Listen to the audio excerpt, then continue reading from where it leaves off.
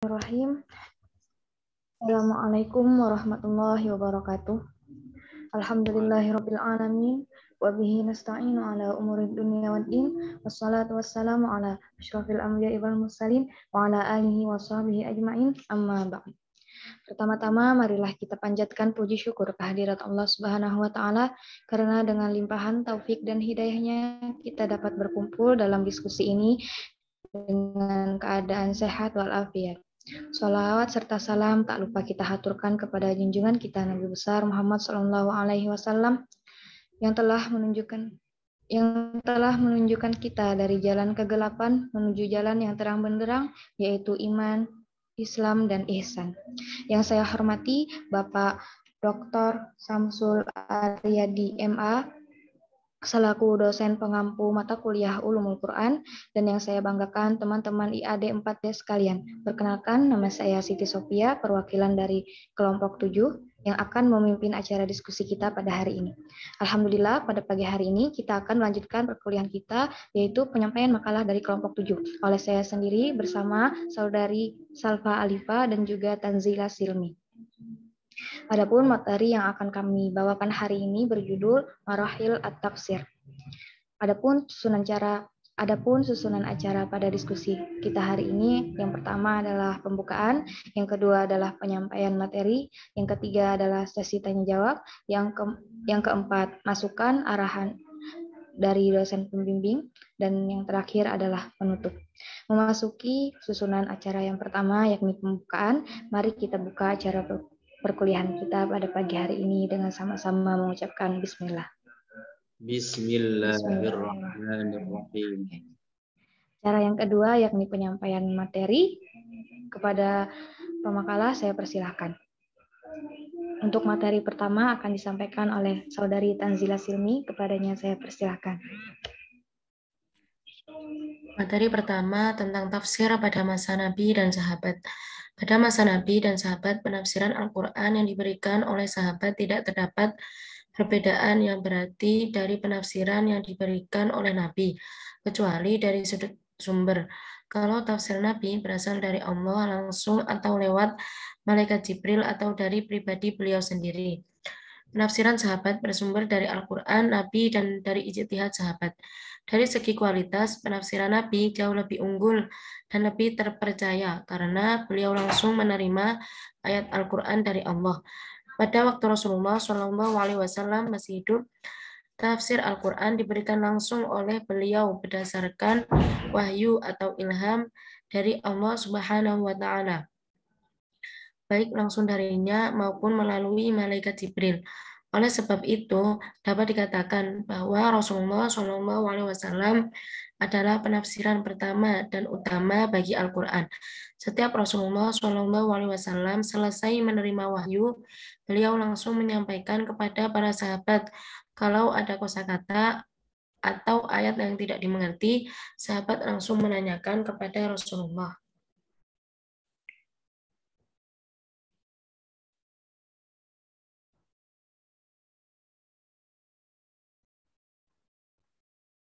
Next.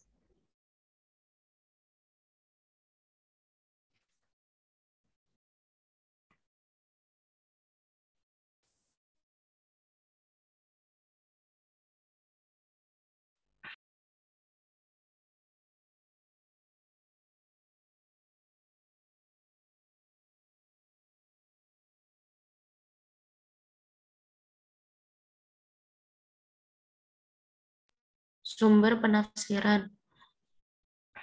Yang pertama, Al-Quran. Penafsiran sahabat terhadap Al-Quran senantiasa mengacu kepada inti dan kandungan Al-Quran, mengarah kepada penjelasan makna yang dikehendaki dan hukum-hukum yang terkandung dalam ayat. Yang kedua, hadis Nabi.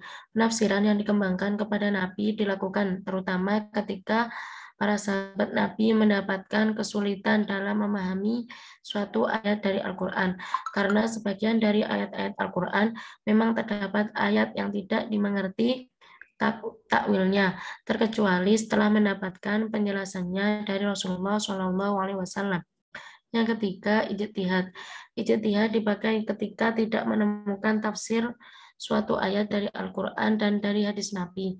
Akan tetapi terdapat ikhtilaf dalam hal ini. Sebagian sahabat dalam menafsirkan Al-Quran hanya berpedoman kepada riwayat semata, tidak mau mempergunakan ijtihad. Sementara sebagian yang lain di samping menafsirkan ayat dengan hadis-hadis yang diterimanya dari Nabi atau dari sesamanya, mereka menafsirkan juga dengan ijtihad. Yang keempat, cerita ahli kitab. Jika para sahabat ingin mengetahui berita-berita umat terdahulu yang ada hubungannya dengan ayat yang hendak ditafsirkan atau sedang riwayat yang sahih dari Nabi tidak diperoleh, maka mereka bertanya kepada orang Nasrani atau Yahudi yang telah masuk Islam. Mereka menerima riwayat-riwayat dahulu itu dari kisah-kisah yang diceritakan oleh orang-orang tua mereka. Dengan demikian, masuklah keterangan-keterangan yang disampaikan oleh orang Yahudi ke dalam bidang tafsir dalam hal yang tidak bersangkutan dengan hukum. Next.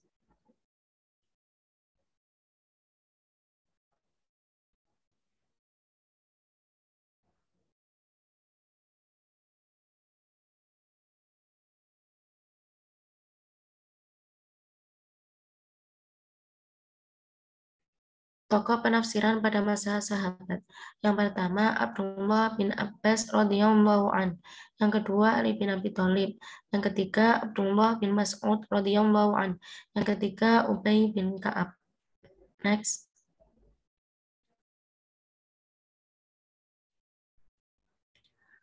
Karakteristik tafsir masa sahabat.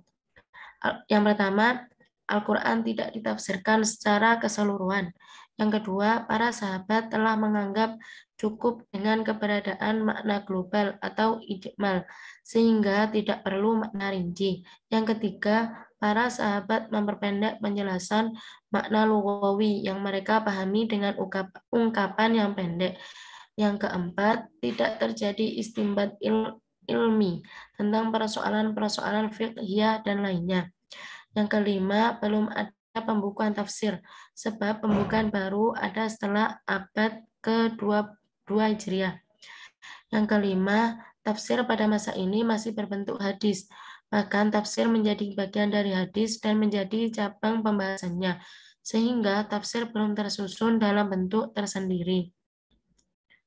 Materi selanjutnya akan disampaikan oleh Salva.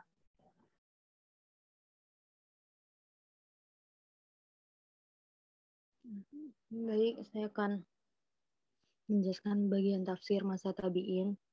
Pada masa sebelum tabi'in, wilayah Islam memang telah meluas, dan para sahabat sebagai guru tabi'in ada yang menetap di Mekah, di Madinah, Irak, Syam, dan selainnya. Dari para sahabat inilah berguru pada para tokoh tabi'in yang kemudian melahirkan berbagai aliran-aliran tafsir. Dengan demikian, perkembangan tafsir di masa tabi'in berkaitan dengan berakhirnya tafsir sahabat, dan perkembangan masa tabi'in ini ditandai dengan lahirnya aliran-aliran tafsir di Mekah, Madinah, dan Irak. Aliran tafsir di Mekah didirikan oleh Abdullah bin Abbas, aliran tafsir di Madinah dipelopori oleh Ubay bin Ka'ab, dan aliran tafsir di Irak dipelopori oleh Abdullah bin Mas'ud. Next. Sumber penafsiran masa tabi'in Al-Quran.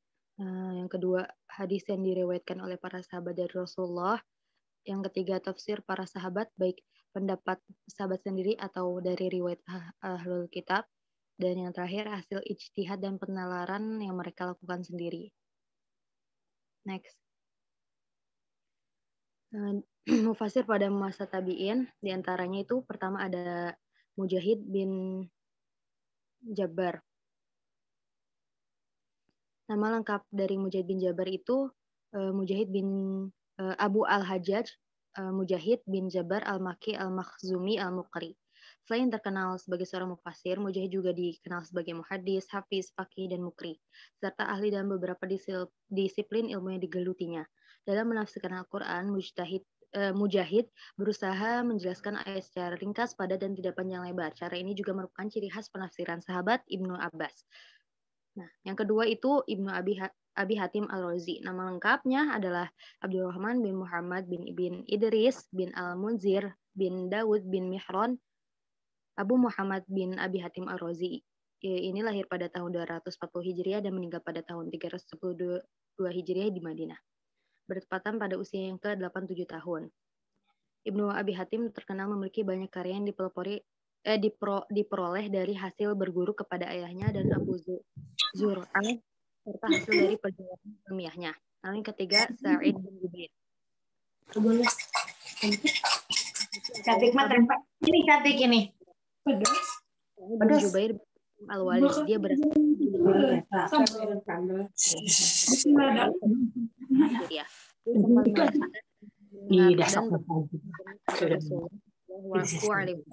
Dia lebih banyak meriwayatkan keilmuannya dari Ibnu Abbas, Ibnu Mas'ud dan lainnya. Beliau merupakan salah satu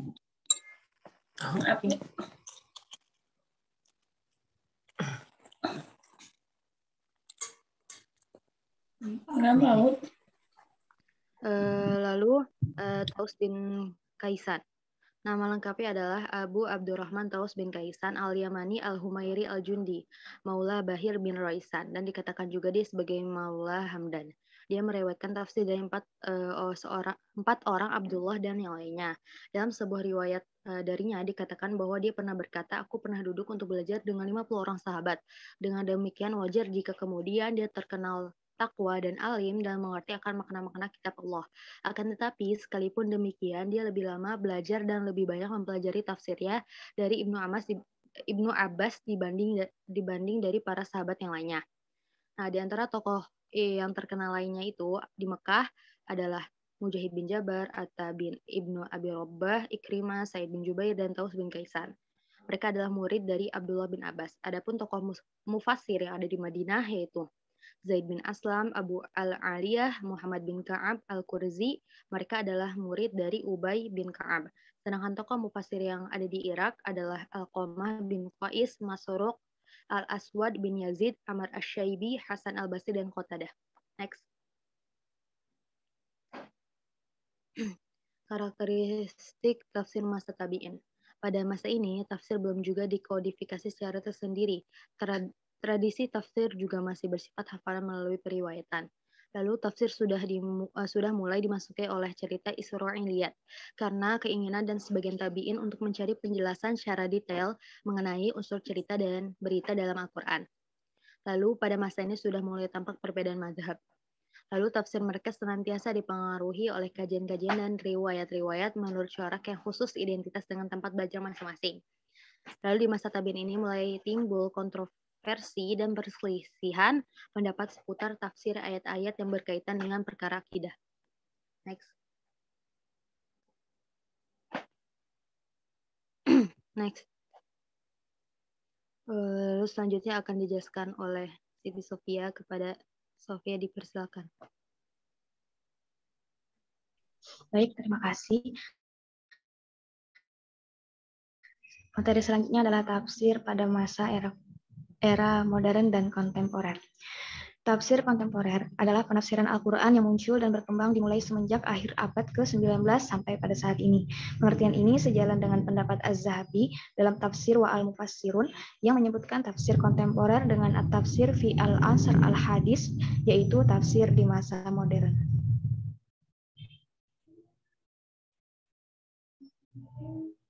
Next.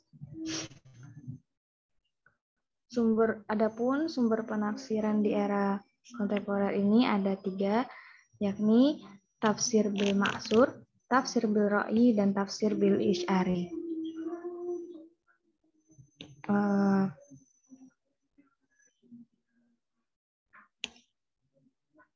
Sedangkan corak-corak pada masa tafsir kontemporer ini ada corak ilmi. Dalam corak penafsiran ilmi, seorang mufassir dalam memahami ayat-ayat Al-Quran cenderung menyelaraskan antara teori ilmiah atau aspek metafisika alam dengan ayat Al-Quran.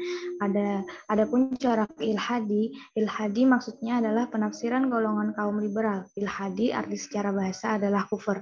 Lebih lanjut, penafsiran ilhadi adalah penafsiran Al-Quran yang sangat menyimpang dari agama.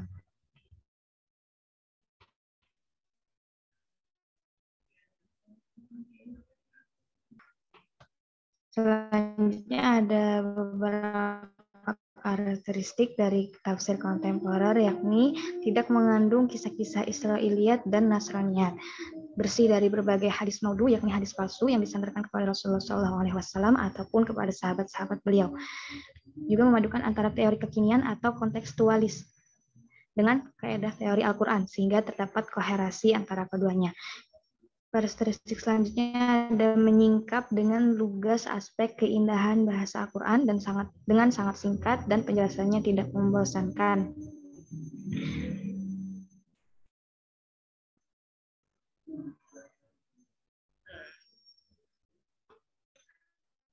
Dari aspek ini nantinya akan melahirkan corak tafsir adabi ijtimai. Tidak ada unsur penafsiran pembelaan terhadap sesuatu mazhab. Tetapi karena permasalahan penafsiran, itu biasanya teori bertentangan dari definisi tafsir kontemporer. Nah, adapun ciri khas dari tafsir kontemporer adalah bersih dari pada era modern ini,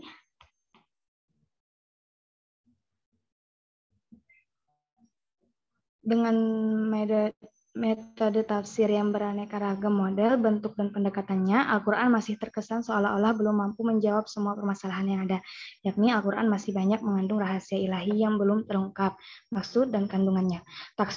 Tafsir modern kontemporer hadir dengan memposisikan Al-Quran sebagai kitab petunjuk dengan nuansa kontekstual dan berorientasi pada spirit Al-Quran, serta ilmiah, kritis, dan non-sektarian, dan banyak lagi. Urgensi tafsir modern ini yakni bahwa Al-Quran sahih likulli zaman wa makan, yang bertujuan agar Al-Quran tidak ditinggalkan dengan cara mendialogkan Al-Quran dengan setiap generasi sepanjang zaman. Lantaran Al-Quran merupakan panduan moral dalam menghadapi setiap perkembangan pada era modern kontemporer. Hal ini terjadi karena setiap zaman memiliki tingkat permasalahan dan kebutuhan yang berbeda-beda, sedangkan Al-Quran memiliki sifat sahih likulli zaman wa kulli makan. Adapun kesimpulannya pada hari ini adalah, pada masa Nabi dan sahabat, penafsiran Al-Quran yang diberikan oleh sahabat tidak terdapat perbedaan yang berarti dari penafsiran yang diberikan oleh Nabi, kecuali dari sudut sumber. Penafsiran yang diberikan oleh Nabi bidang akidah, ibadah, dan muamalah, mulai dari hubungan berkeluarga sampai hubungan bermasyarakat, berbangsa, dan bernegara, baik dalam situasi damai maupun peperangan. Penafsiran para sahabat berawal berdasarkan sumber yang diterima oleh Nabi SAW. Para sahabat banyak mendengarkan tafsiran Nabi dan memahami serta menghayati dengan baik. Para sahabat menerima bacaan ayat-ayat Al-Quran langsung dari Nabi, yaitu setelah ayat tersebut diterima oleh beliau, perkembangan tafsir di masa tabi'in berkaitannya dengan berakhirnya tafsir masa sahabat. Dan perkembangan di masa tabi'in ini ditandai dengan lahirnya aliran-aliran tafsir di Mekah, Madinah, dan juga Irak. Dari tabi'in dalam periode berikutnya, yakni di masa tabi'in, tabi'in, perkembangan tafsir semakin meningkat dan bukan lagi dalam bentuk aliran-aliran tafsir, tetapi sudah memasuki masa pembukuan atau periode kodifikasi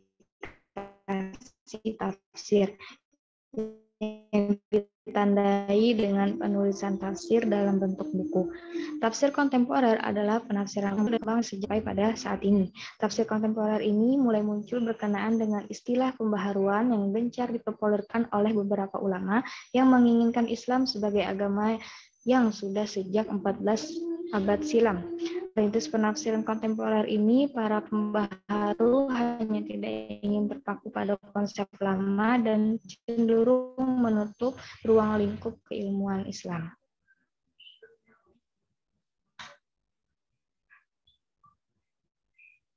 Materi yang dapat kami sampaikan kepada teman-teman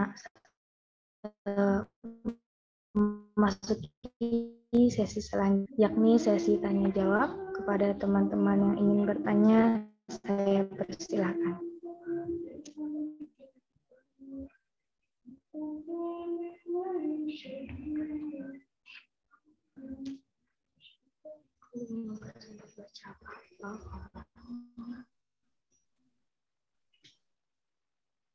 Ya, silakan teman-teman untuk merespon, bertanya, berkomentar boleh ya, silakan.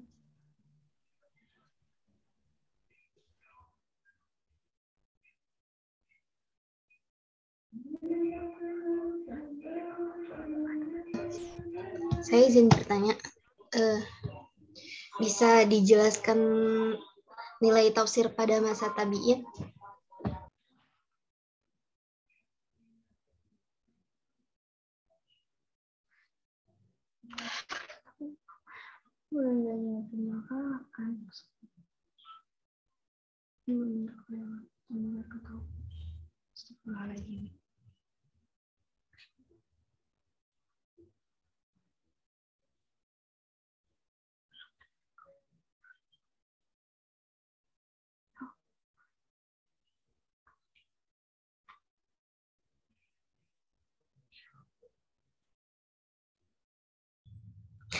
Saya izin bertanya, apakah tafsir tabi'in masuk pada konteks tafsir bil maksur ataukah sudah masuk kepada tafsir bil ra'yi?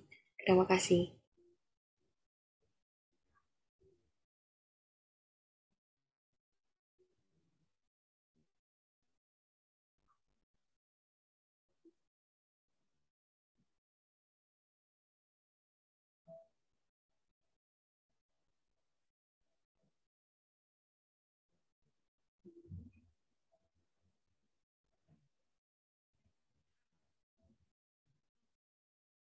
Saya izin bertanya, boleh disebutkan nggak siapa saja sih ahli tafsir di era modern sama kontemporer? Terus disebutkan juga tafsir beserta metodenya. Terima kasih.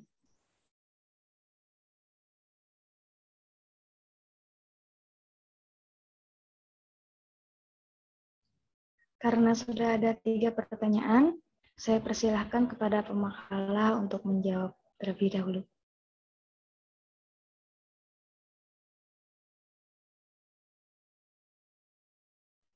Baik, saya akan menjawab pertanyaan Rindi terkait dengan nilai tafsir tabi'in. Jadinya di sini tuh nilai tafsir tabi'in merujuk kepada masalah hukum dalam merujuk pada tafsir tabi'in itu wajib atau tidak. Jadinya para ulama itu berbeda pendapat dalam masalah hukum merujuk pada tafsir tabi'in dalam menafsirkan suatu ayat yang belum diketahui penafsirannya berasal dari Rasulullah dan para sahabatnya. Jadinya ada mereka yang tidak wajib berpegang pada penafsiran tabi'in seperti Ibnu Aqil dan Imam Ahmad dengan alasan pertama mereka tidak mendengar langsung dari Rasulullah dan tidak mungkin menghukumi tafsir mereka berasal atau bersumber dari Rasulullah lagi tafsir sahabat. Terus kedua, mereka tidak pernah menyaksikan alasan dan keadaan ketika Al-Quran diturunkan. Maka boleh jadi mereka salah dalam memahami maksud dari suatu ayat tersebut. Lalu bisa jadi mengira sesuatu yang sebagai bukan dalil, malah sebagai dalil. Nah, yang ketiga itu keadilan tabi'in tidak ternaskan sebagaimana keadilan sahabat. Sebagaimana perkataan Abu Hanifah, apa yang datang dari Rasulullah dan para sahabat tidak pernah aku tinggalkan. Sedang apa yang datang dari tabi'in, mereka laki-laki yang melakukan ijtihad dan kami juga laki-laki yang bisa melakukan ijtihad. Sementara itu, ada kelompok lain juga yang memperbolehkan menerima tafsir tabi'in. Jika tidak ditemukan sandera lain dari sunnah dan tafsir sahabat, karena pada dasarnya mereka juga mendapatkan tafsir dari para sahabat dengan menghadiri majelis-majelis tafsir sahabat tersebut. Dari para sahabatlah mereka mengambil dan mendengar berbagai ilmu. Sementara As-Sabuni itu berpendapat bahwa sikap yang perlu diambil mengenai tafsir tabi'in ini, kita harus meneliti sumber-sumber tafsir yang terpercaya, seperti tafsir Ibnu Jarir. Karena tafsir mereka itu kan telah terkontaminasi oleh riwayat-riwayat Israiliyat dan telah bercampur antara yang sahih dengan yang dhaif dan telah banyak periwatan yang mengatasnamakan mereka. Kurang lebih seperti itu. Barangkali ada teman-teman yang ingin menambahkan atau pemakalah. Terima kasih.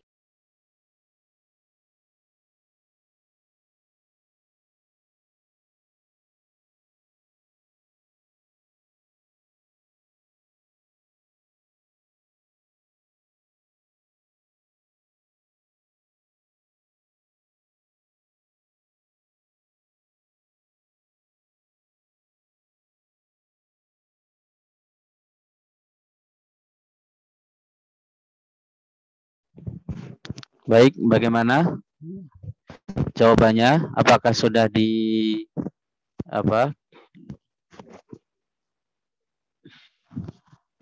apakah ingin dikomentari kembali? Silakan.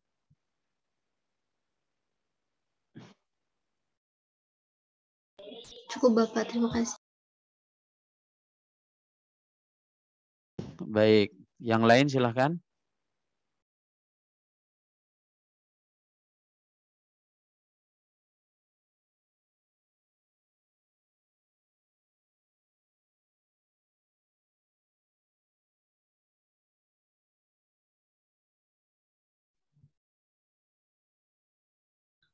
Saya izin menjawab pertanyaan dari Siti Nur Alfiah.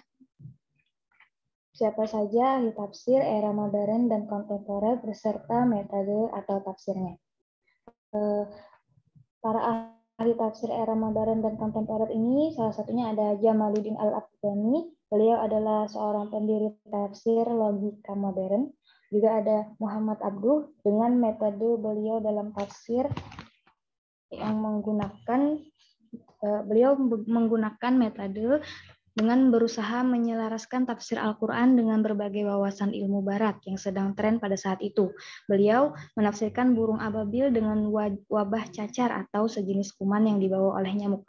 Beliau juga menafsirkan para wanita penyihir yang meniup buluhan dengan para pengadu domba yang merusak persaudaraan. Metode beliau yang selanjutnya adalah mempropagandakan kebebasan berpikir dari segala bentuk taklid.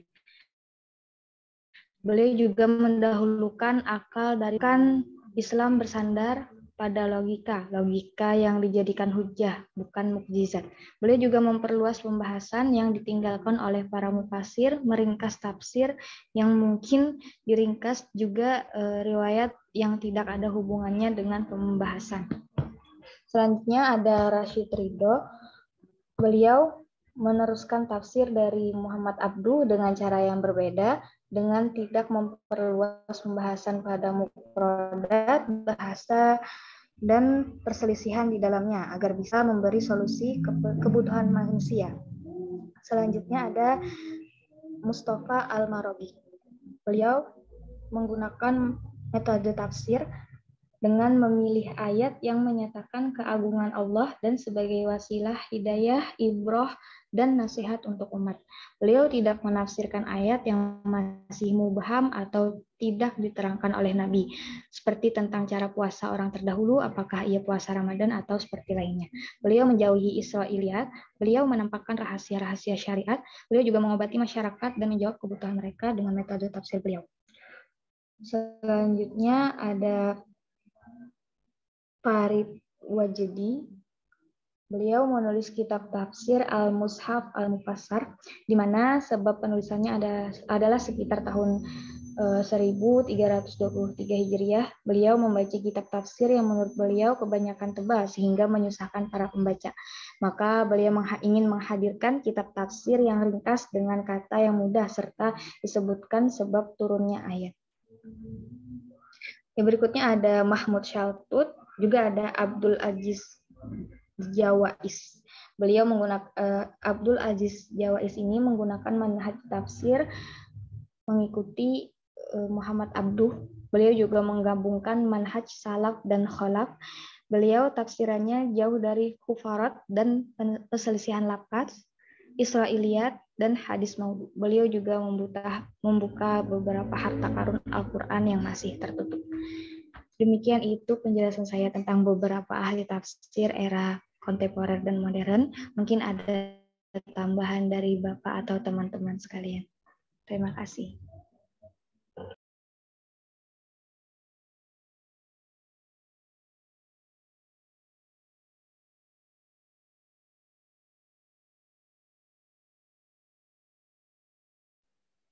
Baik, saya akan menjawab pertanyaan Vira.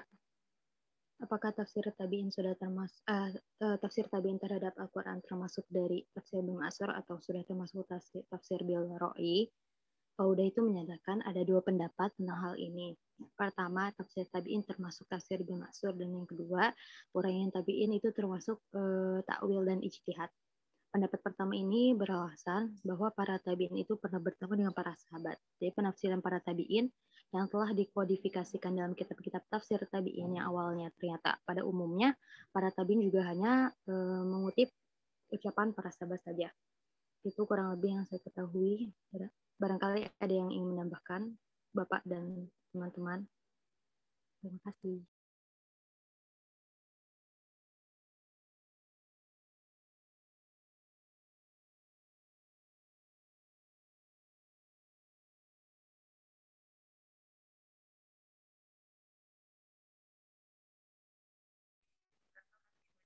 Ya, silakan sebelum saya masuk, ada yang lain memberikan tanggapan, respon?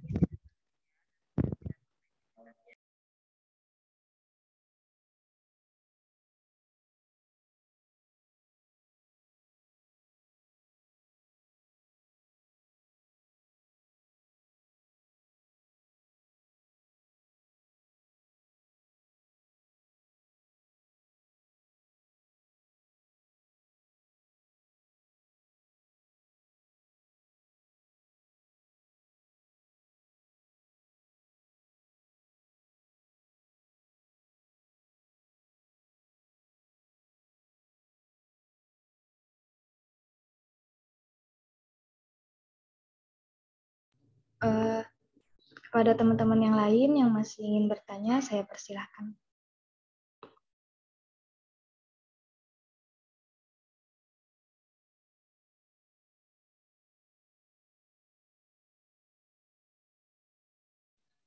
Saya izin bertanya, bisa dijelaskan nilai penafsiran pada masa sahabat?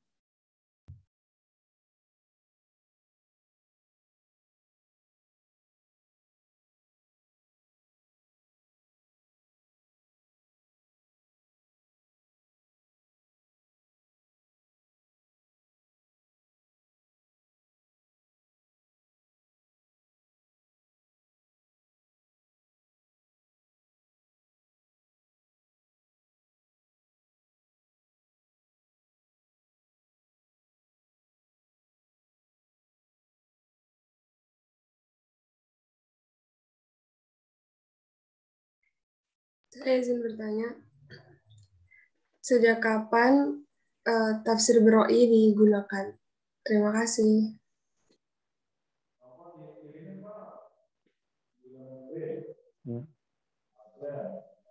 Saya bertanya. Silakan. Saya izin bertanya bagaimana hukum penafsiran pada masa sahabat. Terima kasih. Ya.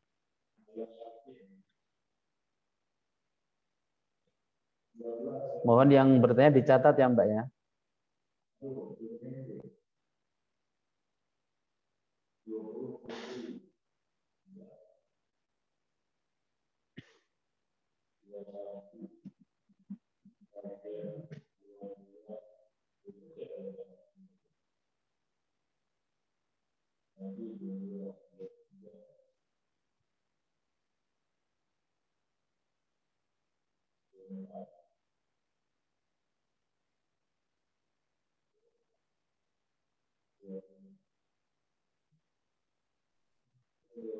Saya akan mencoba menjawab pertanyaan dari Tiwi. Hukum tafsir pada masa sahabat yaitu tafsir sahabat dihukumi marfu atau sanadnya bersambung kepada Rasulullah, yaitu tafsir bil maksur. Penjelasan sahabat tentang sebab turunnya ayat, berita gaib tentang masa lalu seperti kisah para nabi dan orang solih, dan berita masa depan seperti hari kiamat. Yang kedua, tafsir sahabat dihukumi pada ijtihad. Hukumnya mauquf atau hanya pendapat sahabat sendiri, yaitu tafsir bil ra'yi, yaitu tafsir berdasarkan pemahaman atau kaidah bahasa Arab. Yang ketiga, jika para sahabat memberikan ijma', maka penafsiran ayat ijma'nya memiliki hukum marfu'. Yang keempat, penafsiran sahabat yang berasal dari ahli kitab masuk dalam pembahasan Israiliyat, bukan sumber tafsir sahabat. Mereka menyebutkan riwayat dari ahli kitab sebagai pengetahuan dan riwayat, bukan dari segi tafsir Al-Quran.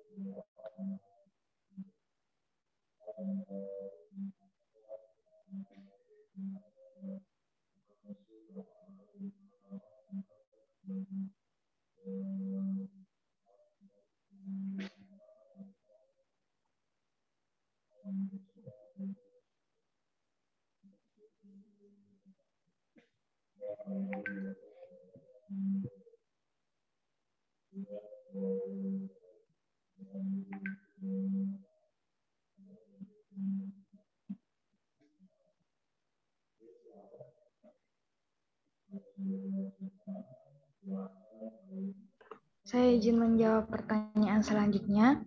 Nilai-nilai dari tafsir para sahabat. Tafsir para sahabat ini bernilai ada yang marfu, ada yang mendekati marfu, ada juga yang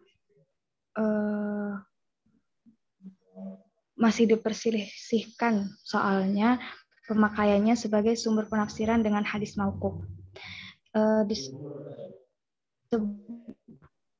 Bernilai sama dengan marfu jika berhubungan dengan asbabun nuzul atau tentang suatu masalah tidak ada bukti penyandaran kepada Nabi Shallallahu Alaihi Wasallam.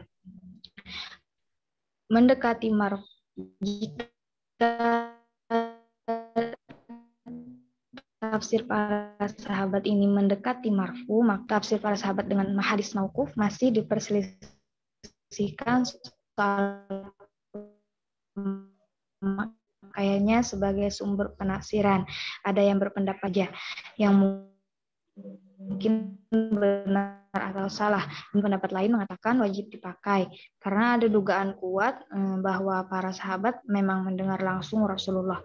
Andai kata itu hanya ijtihad saja, maka diperkirakan hasil ijtihad mereka itu benar, sebab merekalah yang lebih banyak tahu tentang Al-Quran dibanding yang lain.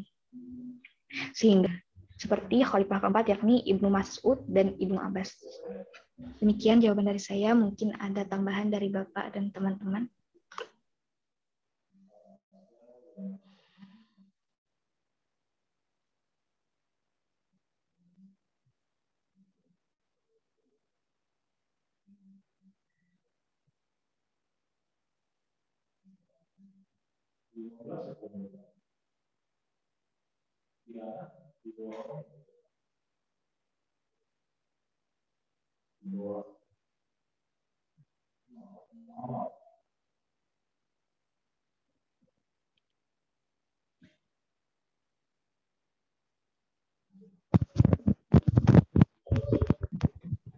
Ya, sebentar ya. Silakan yang lain.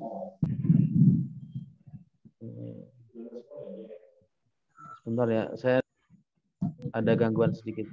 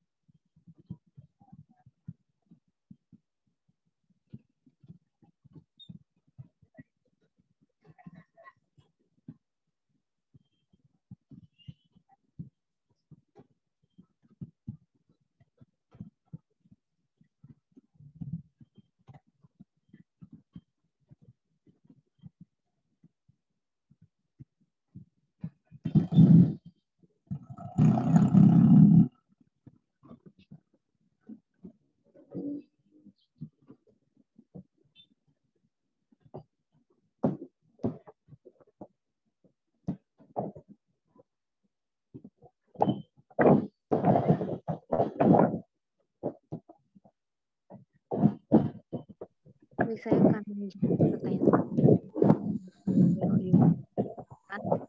ketahui metode Roy itu digunakan semenjak masa tabi'in ya, kurang lebih 3 Hijriah.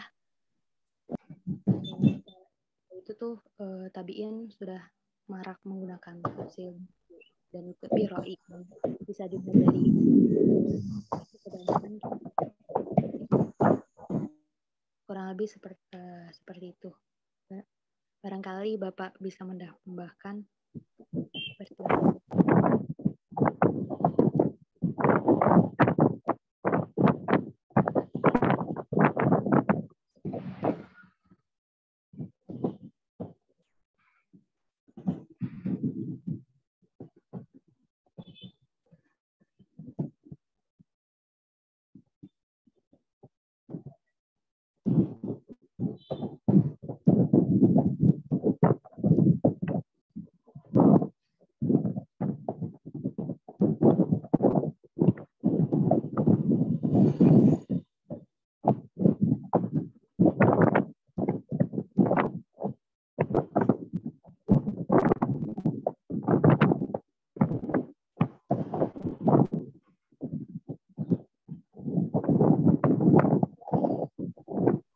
Baik, teman-teman sekalian.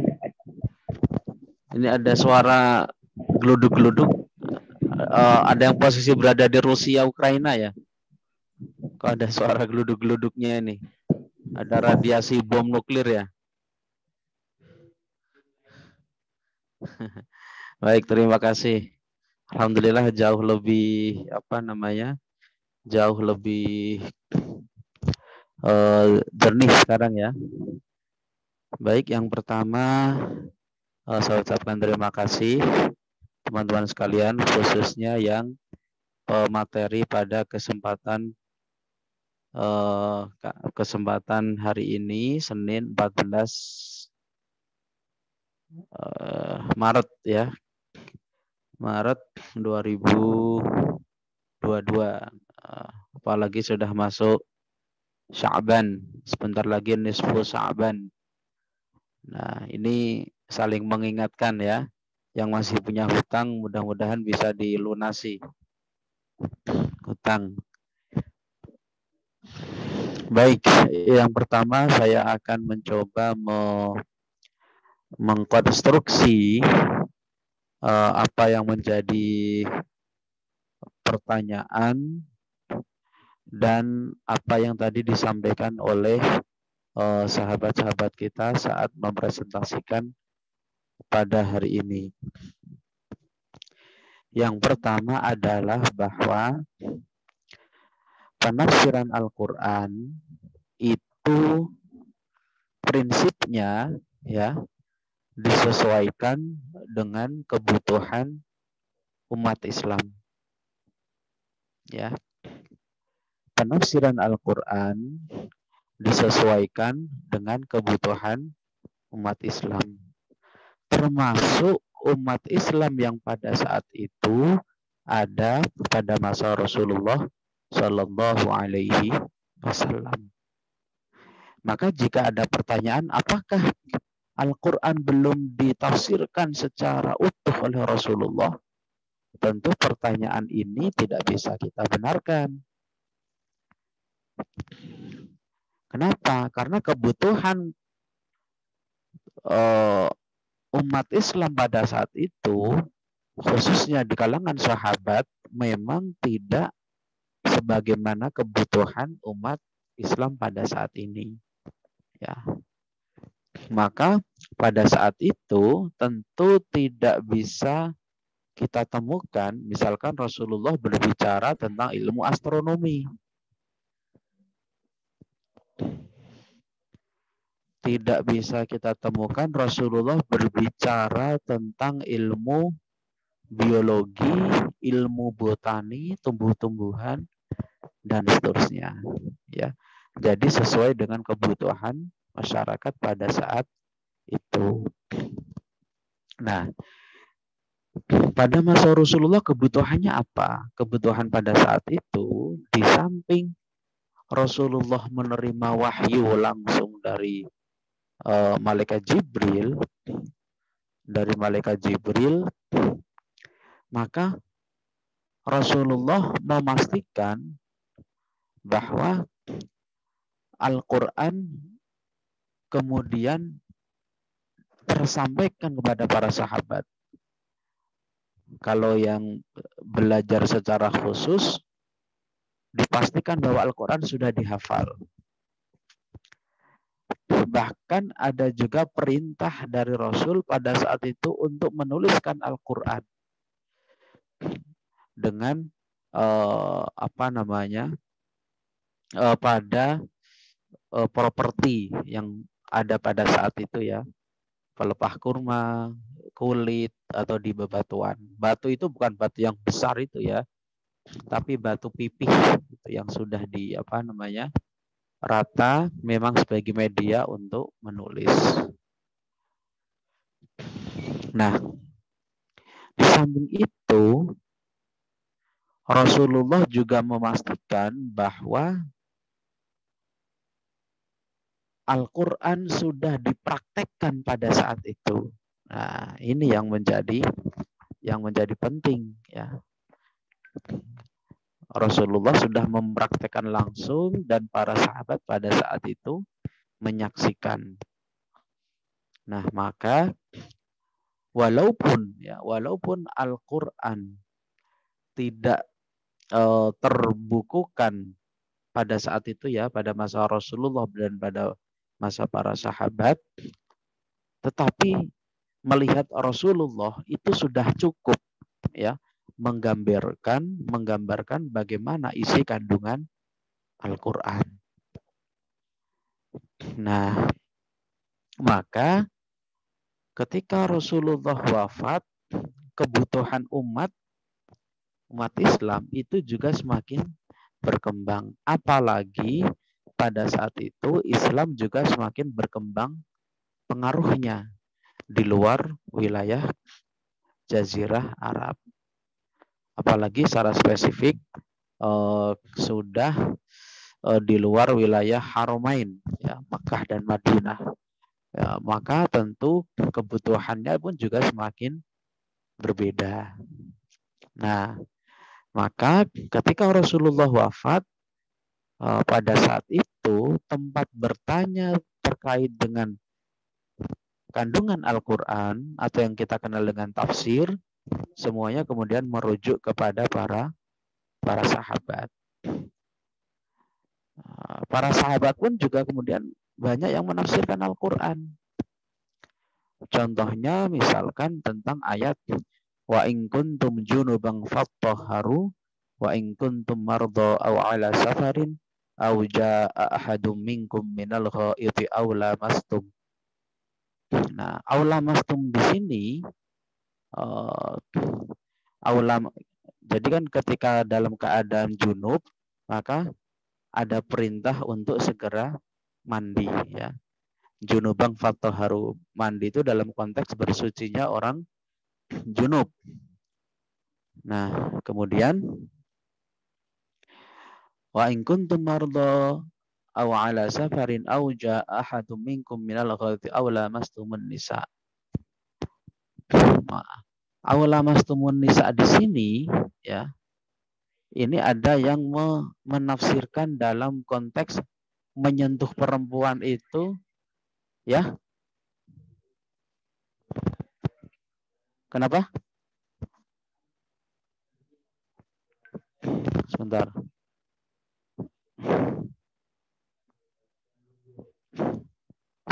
ya.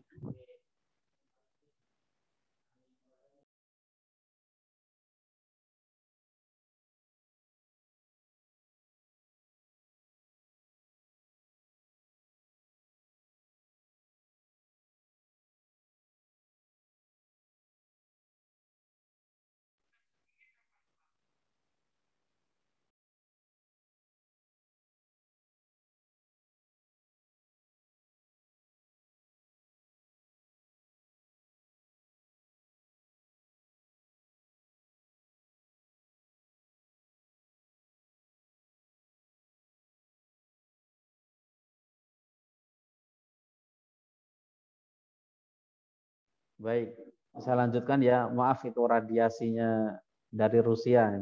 Ada gangguan sedikit. Baik, aula mastumun nisa, maka ada yang menafsirkan dalam konteks apa? Berhubungan suami istri, bukan dalam konteks menyentuh dalam pengertian bertemunya kulit suami dan istri, ya, tetapi dalam konteks berhubungan badan, ya.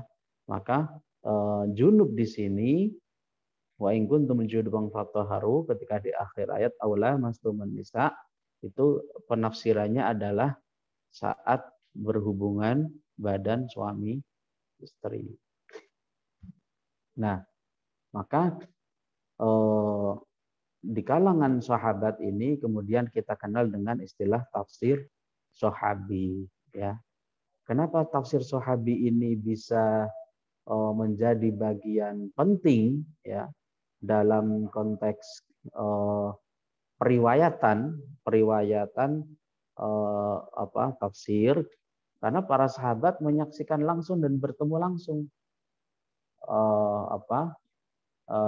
kepada Rasulullah Shallallahu Alaihi Wasallam. Nah, kemudian setelah era sahabat kita masuk pada era tabi'in. Nah, era tabi'in inilah yang di mana ghirah, semangat untuk menulis, ya, menulis terutama dalam ilmu Al-Qur'an, ya, ilmu Al-Qur'an termasuk di dalamnya tafsir, itu mulai menguat, ya, mulai menguat. Maka pada saat itu, ya, Islam sudah luas pengaruhnya, semakin meluas, ya. Semakin meluas, maka karena ada semacam ada yang pernah saya singgung begitu, ya, ada rasa penasaran dari para tabi'in pada saat itu, sehingga mereka kemudian menanyakan perihal tentang kisah-kisah Israiliyat.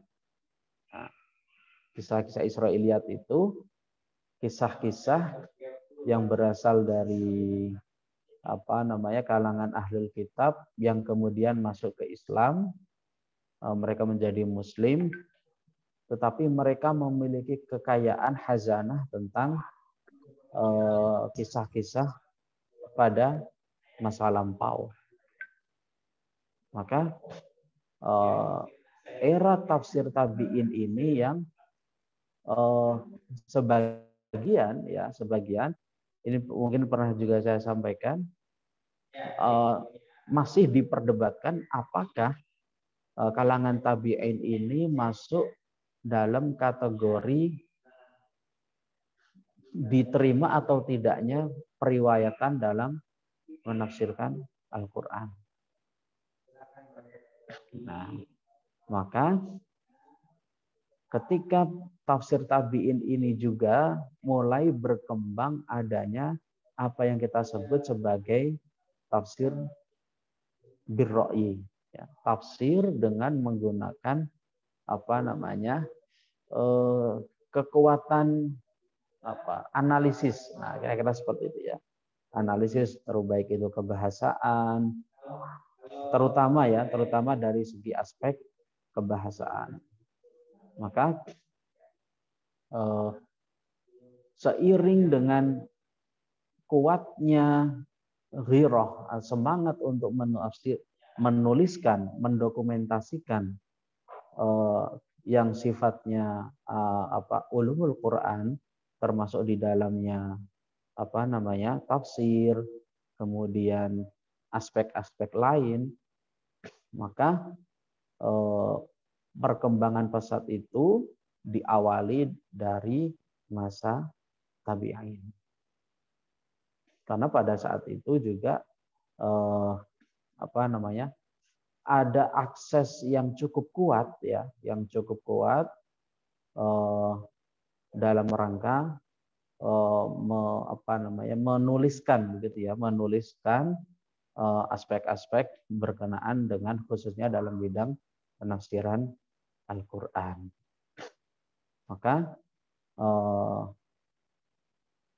era klasik, ya, era klasik bisa kita sebut kira-kira begitu ya, itu berhenti pada masa Rasulullah sampai dengan tabi'in. Maka era klasik ini yang betul-betul sebagai pijakan awal, ya, pijakan awal generasi berikutnya, fase-fase berikutnya dalam menafsirkan Al-Quran. Setelah era klasik, kemudian kita masuk pada abad pertengahan. Nah, pada abad pertengahan atau era penafsiran pertengahan ini, kemudian banyak istilahnya, ada pengaruh yang cukup kuat, baik itu dari segi ilmu kalam begitu ya, aspek-aspek usuluddin. Kemudian ada juga pengaruh mazhab, terutama dalam bidang fikih. Ini tidak bisa kita hindari. Karena bagaimanapun Al-Quran yang paling bersentuhan dengan kehidupan umat Islam adalah aspek ibadah. Ya. Aspek ibadah ini yang mau tidak mau semuanya harus merujuk kepada imam yang kemudian kita kenal dengan imam mazhab. Maka pada saat itu seseorang ketika memberikan semacam lakop gitu ya, itu menyematkan juga terkait dengan mazhabnya, baik itu dari segi fikih ataupun dalam secara spiritual ya, itu torikohnya apa, itu biasa pada saat itu. Ya, maka itu bukan sesuatu yang kalau sekarang kan itu baru kan, itu setelah sekitar 1940 ketika orang kemudian ada jargon roji ilal Quran wa sunnah, itu seolah-olah dianggap ya orang yang tidak kembali kepada Quran dan sunnah itu seolah-olah mereka ingin mengatakan bahwa mereka tidak ingin bermadhab. Itu suatu pandangan yang keliru. Ya. Itu adalah jargon atau semacam propaganda agar mereka tercerabut begitu ya, tercerabut dari sanad keilmuan. Nah, ya ini yang kadang menjadi tidak makna roji ilal Quran wa sunnah itu seolah-olah dibatasi pada aspek literalis begitu ya. Jadi memahami Al-Quran secara literal dan kemudian sesuai dengan versi kelompok tertentu. Ini berbeda sekali pada era pertengahan. Era pertengahan itu menafsirkan Al-Quran sesuai dengan bukan kepentingan hawa nafsunya ya, tapi sesuai dengan kecenderungan mazhabnya, itu biasa pada saat itu. Bahkan seperti Az-Zamakhsyari itu menyebutkan bahwa saya ini adalah Mu'tazili. Saya ini adalah Mu'tazilah. Sesuatu yang biasa. Ya, sesuatu yang biasa. Nah, inilah yang kemudian menjadi yang tidak kita temui pada hari ini. Maka setelah era pertengahan kita masuk pada era modern. Era modern ini ditandai dengan munculnya tafsir Al-Manar, ya. Al-Manar yang ditulis oleh Muhammad Abduh, kemudian meninggal, baru ditulis selesai pada surat An-Nisa, beliau wafat, kemudian diteruskan oleh muridnya Muhammad Rashid Ridho. Ini juga biasa. Sebagaimana di dalam tafsir Al-Jalalain itu juga sama. Ya. Jadi sebuah karya tafsir ditulis oleh guru dan murid itu sesuatu yang biasa. Nah, maka tonggak modern itu ditandai dengan munculnya tafsir Al-Manar. Apa pada saat itu alasan atau latar belakangnya? Pada saat itu latar belakangnya adalah adanya keprihatinan umat Islam yang tertinggal begitu ya, tertinggal baik itu secara peradaban, secara keilmuan oleh kalangan terutama di barat. Nah, maka tafsir Al-Manar ini kemudian kita kenal dengan coraknya apa? Al-adabi al-ijtimai. Corak sosial kemasyarakatan. Inilah yang kemudian menginspirasi karya-karya tafsir pada era modern. Ya. Maka jika Az-Zahabi merinci sedemikian rupa, saya kira ini ada warna ya, ada warna yang berbeda dalam setiap periode penafsiran Al-Quran. Apa? Sesuai dengan kebutuhan masyarakatnya. Kemudian kita bergeser lagi setelah modern apa? Kontemporer. Kontemporer itu yang kekinian itu apa misalkan? Misalkan bagaimana Al-Quran bisa berbicara dengan konteks ya masyarakat yang hidup pada saat ini. Apa ini kebutuhan masyarakat saat ini? Nah, kira-kira begitu ya. Maka tafsir yang mendominasi itu diantaranya adalah tafsir maudhu'i ya, maudhu'i. Tafsir tematik ya. Tematik karena dianggap itu yang bisa menjawab kebutuhan masyarakat di era kontemporer. Nah, maka inilah ya ada sebuah fase perjalanan yang sangat panjang dan agaknya sangat disayangkan jika sekali lagi ada beberapa kelompok, ada beberapa golongan dengan dalih-dalih tertentu yang seolah-olah dalam tanda petik ya seperti tidak menghargai, kira-kira begitulah, menghargai jerih payah ijtihad terutama ulama-ulama mufassirin ya, para penafsir Al-Qur'an.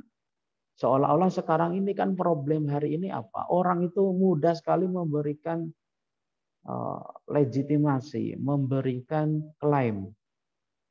Oh, itu loh. Tafsirnya nggak boleh dibaca. Kenapa nggak boleh dibaca?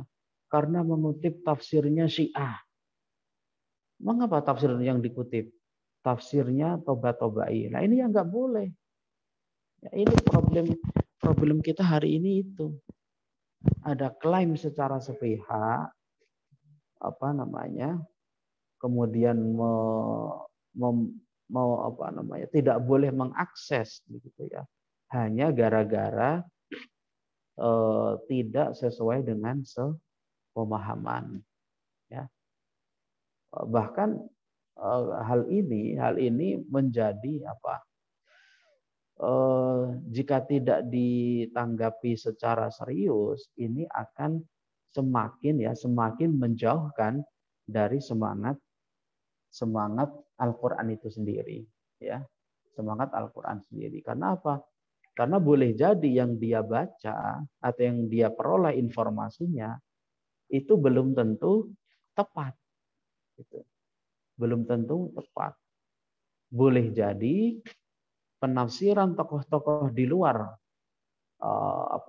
seperti tadi ya, seperti Al-Mizan itu boleh jadi lebih dekat gitu ya, lebih mendekati kebenarannya dibandingkan yang lain, dibandingkan aspek yang lain.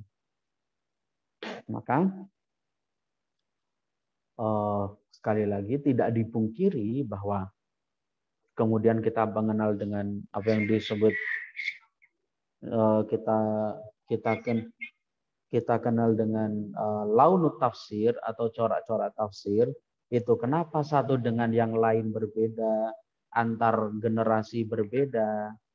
Ya karena diantaranya apa? Diantaranya dipengaruhi oleh latar belakang para mufasir, baik latar belakang pendidikan, latar belakang mazhab, latar belakang apa kalamnya, ilmu kalamnya, ya, latar belakang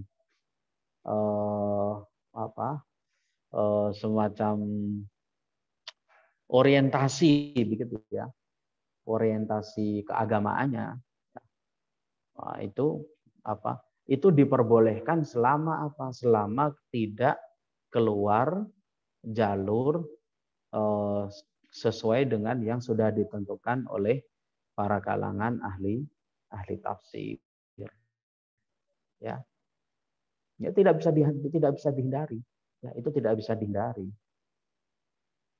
Bagaimana mungkin misalkan abad pertengahan akan berbicara tentang apa ini yang dimaksud dengan transplantasi organ misalkan.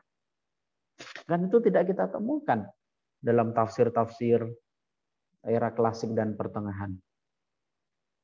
Apa itu bicara tentang gender begitu ya, hak asasi manusia, bicara tentang demokrasi, kan itu tidak kita temui. Demokrasi dalam pengertian hari ini ya maksud saya. Ya, kan itu tidak kita temui pada saat itu. Maka jawaban-jawaban persoalan pada hari ini tentu harus dijawab oleh para mufassirin, dan yang paling dianggap relevan, cocok dengan konteks hari ini adalah menggunakan metode maudhu'i atau tematik. Ya. Jadi sekali lagi sejak masa Rasulullah sampai hari ini warna penafsiran Al-Quran, corak penafsiran Al-Quran itu akan selalu berbeda sesuai dengan kebutuhan masyarakat Islam yang ada. Itu teman-teman sekalian yang bisa saya antarkan. Apakah ada yang belum terjawab? Saya mencoba mengkonstruksi ulang ya apa yang tadi teman-teman tanyakan, apa yang pemakalah sampaikan. Silahkan jika ada yang ingin bertanya.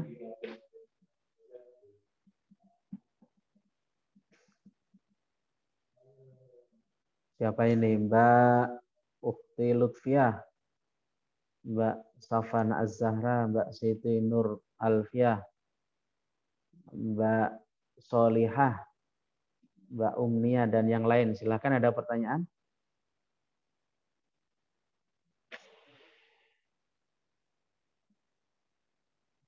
Ada yang belum terjawab tadi?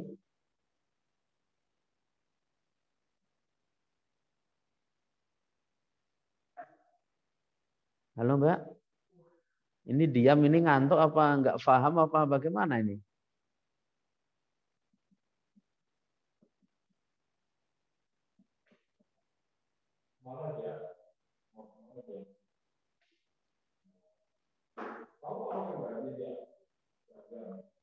Silakan. Jadi jangan dikira ya imam mazhab itu bukan ahli hadis. Itu ahli hadis ya. Beliau mendapatkan riwayat dan sanadnya itu masih lebih masih lebih kira-kira ya gambarannya masih lebih orisinil dibandingkan mereka yang mengklaim seolah-olah imam mazhab itu tidak mengikuti Quran dan As-Sunnah gitu loh. Kira-kira begitu ya. Itu bahaya sekali itu. Jadi, ya mudah-mudahan teman-teman bisa melihat fenomena hari ini, bisa punya pertimbangan begitu ya. Punya frame, punya kerangka atau paling tidak sekurang-kurangnya harus bisa mengkonfirmasi ulang, kira-kira begitu ya. Itu kan ada itu, kadang ya Allah di media sosial itu ada seorang, ya saya nggak menganggapnya tokoh. Kalau tokoh kan dia karyanya kan harus jelas gitu ya. Ya semacam propaganda lah.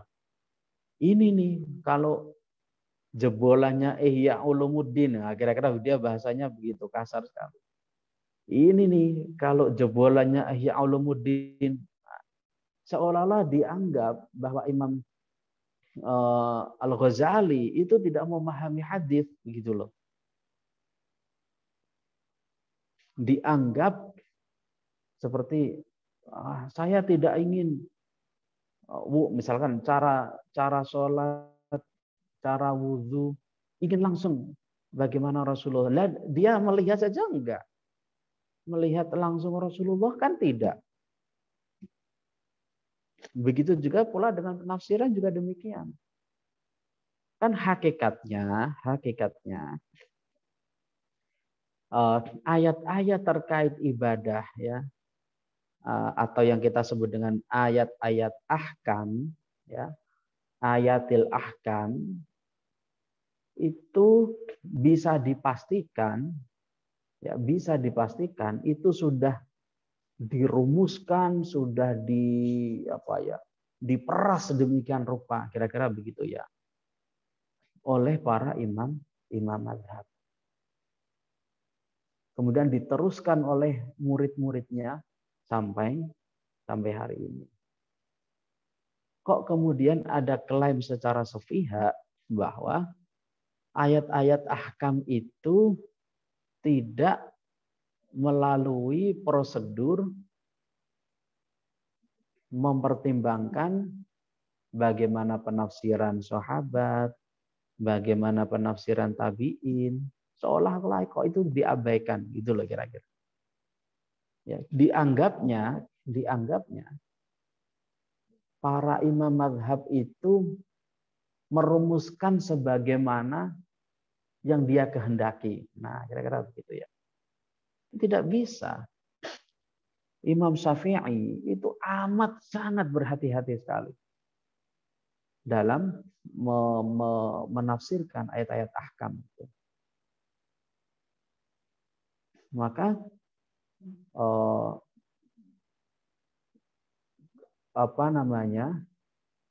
perbedaan pendapat itu sebuah keniscayaan ya. Seperti misalkan tentang aula mastumun nisa dalam konteks batalnya wudhu gitu ya. Nah, kalau Imam Syafi'i itu kan harus yang membatalkan itu kan bersentuhan kulit bertemu kulit kan.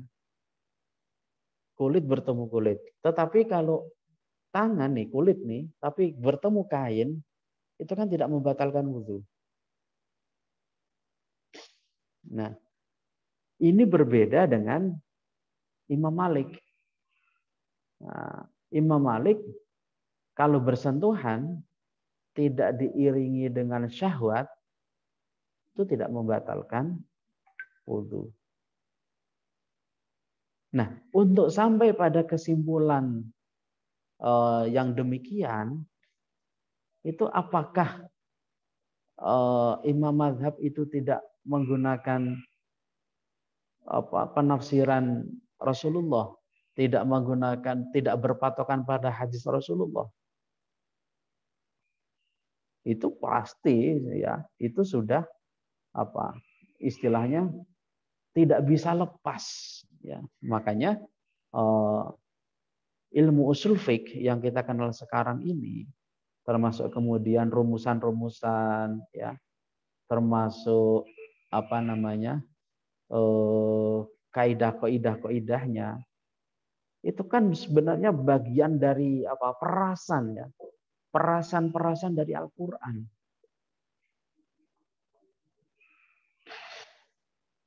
Jadi kalau sekali lagi ya, kalau ada informasi ya, kemudian kita terima dengan mentah-mentah gitu ya, apalagi ada slogan-slogan keagamaan tertentu, paling tidak Anda sudah bisa mengkonfirmasi.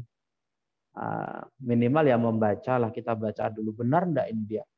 Pendapatnya kok seolah-olah apa namanya, dia yang paling benar, kira-kira begitu ya. Itu Anda harus sudah bisa mengkonfirmasi itu.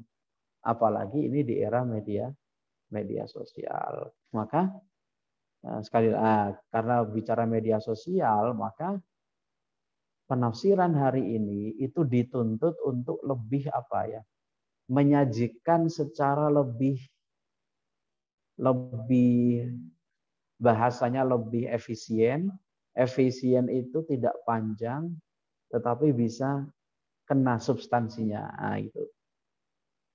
Makanya ada buku tafsir medsos. Nah, itu kan ya.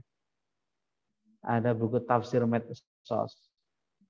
Itu bahasanya tidak panjang, begitu ya. Tapi menyertakan sumber. Nah, itu mungkin jawaban dari konteks hari ini. Ya, ada namanya tafsir medsos, ya kan, ada kan? Ada yang punya bukunya enggak? Siapa yang punya? Mbak Lutfiah punya enggak? Mbak Solihah punya enggak ini bukunya? La ilaha illallah. Mbak Zahra punya enggak bukunya? Enggak. La ilaha illallah. Ya. Ya, jadi paling tidak nanti bisa membandingkan nih. Oh iya. Kalau tafsir Al-Misbah, cara menafsirkannya kan itu tafsir tahlili ya, tafsir analisis, analitik. Oh, panjang sekali, satu ayat itu bisa ada yang satu halaman, itu baru bahkan baru potongan ayat. Panjang sekali. Kemudian satu ayat itu bisa 4 sampai 5 halaman, itu ada. Nah, tetapi kalau tafsir medsos itu tidak seperti itu. Hanya apa, substansinya apa, penekanannya di mana, kemudian pesannya apa. Nah. Kemudian selebihnya pembaca diberikan apa, maroji atau referensinya. Gitu. Nah, itu perubahan yang tidak bisa kita hindari, ya. Tidak bisa kita hindari sesuai dengan kebutuhan masyarakat era medsos. Nah, ya kan? Anda kan era medsos ini. Ini generasi Z apa generasi milenial ini? Kalau ini kan generasi Z ya. Kalau saya itu masuk kategori milenial. Kalau Anda kan masuk kategori generasi Z. Nah, saya tidak tahu nih setelah ini ada generasi apa lagi nih. Nah, ya. Makanya saya bisa pahami itu kalau generasi sekarang tidak begitu tertarik dengan membaca buku, itu bisa saya pahami. Kenapa? Karena maunya itu kan yang apa ya? Baca, enggak usah banyak-banyak gitu loh. Kan bangun tidur itu sudah buka HP. Saya kira dari jumlah 40 mahasiswi, bangun pagi ada nggak yang nggak langsung megang HP ini? Kalau ada, nilai langsung saya kasih 100 ini. Ada nggak? Pasti saya yakin, hakul yakin. Bangun pertama kali itu yang dicari itu, kalau dulu mungkin kacamata ya, kalau pakai kacamata. Sambil meraba-raba gini, kacamatanya di mana? Kalau sekarang enggak, yang diraba-raba itu handphone. Waduh. Apalagi maaf ini, kalau sudah punya calon, itu yang wah ini dia sudah jawab WA saya belum ya? Nah, kan begitu. Tidak mungkin dosennya yang dilihat nih, wah Pak dosen sudah belum ini, nanyain saya belum ini. Enggak, yang dilihat yang lain dulu. Saya yakin itu ya. Artinya apa? Kebutuhannya berbeda. Ya. Maka sekali lagi ya kalau bisa ya Anda jangan hanya mengandalkan informasi dari media sosial. Bisa mengkonfirmasilah ke buku-buku, ke apa namanya? Ya walaupun Sekarang banyak e-book ya atau versi PDF, itu pun kadang ya Anda baca kan juga pedih juga kan, nggak mau lama-lama juga. Tapi kalau ada kan kita bisa mengkonfirmasi ulang nih sambil betul nggak itu? Tadi kok ada yang bilang katanya sholat harus langsung kepada Rasulullah. Nah, ini dia sebenarnya bicaranya yang dimaksud langsung kepada Rasulullah itu yang seperti apa? Nah, ya tentu tidak. Ya kalau kita beribadah langsung menuju Rasulullah, itu maksudnya apa? Melalui pemahaman para mufassir, para ulama fikih, para fuqaha, ya, dan seterusnya dan seterusnya.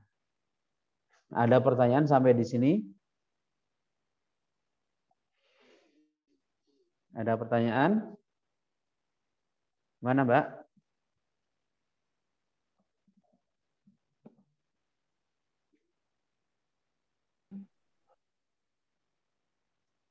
Mungkin udah tidak ada, Pak. Tidak ada. Oke. Silahkan. Tolong tadi yang tanya mohon disampaikan ke saya, Mbak, dicatat ya. Tadi teman-teman yang bertanya ya. Oke, silahkan kalau sudah cukup boleh ditutup. Saya kembalikan ke pemakalah.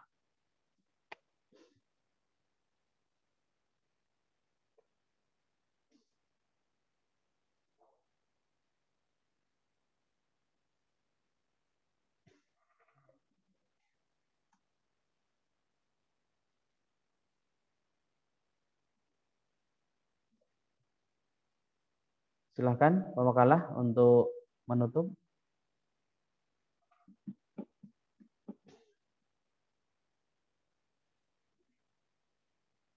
Masih ada nggak ini pemakalahnya ini?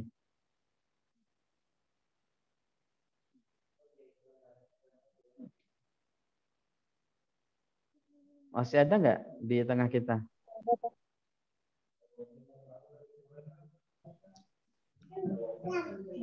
Ada, Bapak. Nah, silakan ditutup supaya lengkap secara protokolernya. Ayo silakan.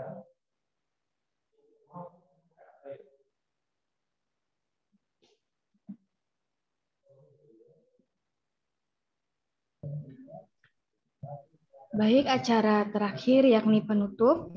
Mari kita tutup dengan sama-sama membacakan hamdalah. Alhamdulillahirabbil alamin. Terima kasih kepada teman-teman yang telah menyimak